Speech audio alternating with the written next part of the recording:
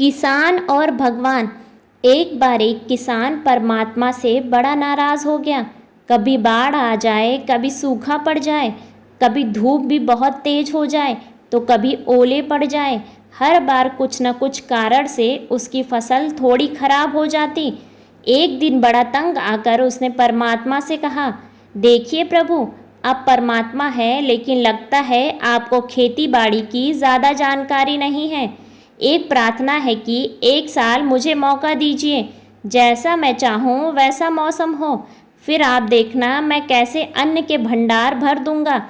परमात्मा मुस्कुराए और कहा, ठीक है, जैसा तुम कहोगे वैसा ही मौसम दूंगा, मैं दखल नहीं करूंगा। किसान ने गेहूं की फसल बोई। जब धूप चाही तब धूप मिल गई, जब पानी चाहा तब पानी मिल गया। तेज धूप, ओले, बाढ़ आदि तो उसने आने ही नहीं दी। समय के साथ फसल बढ़ी और किसान की खुशी का ठिकाना ना रहा, क्योंकि ऐसी फसल तो आज तक कभी हुई ही नहीं थी। किसान ने मन ही मन सोचा, अब पता चलेगा परमात्मा को कि कैसे फसल उगाते हैं।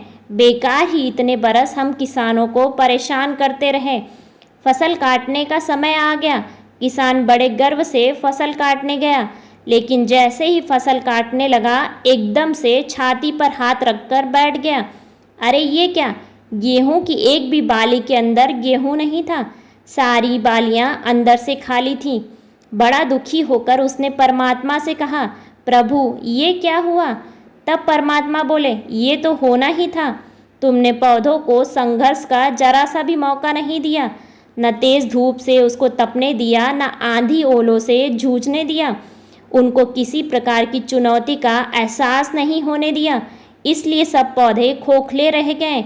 जब आंधी आती है, तेज बारिश होती है, ओले गिरते हैं, तब पौधा अपना अस्तित्व बचाने का संघर्ष करता है, और इस संघर्ष से जो बल पैदा होता है वही उसे शक्ति देता है, ऊर्जा देता है, जिसकी वजह से उसके अंदर नए बीज पैदा होते हैं।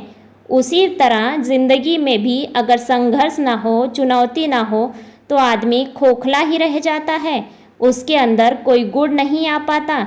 ये चुनौतियाँ ही हैं जो आदमी के अंदर ऊर्जा पैदा करती हैं, उसे जीने का, कुछ कर दिखाने का मकसद देती हैं, हर दिन एक नया काम देती हैं।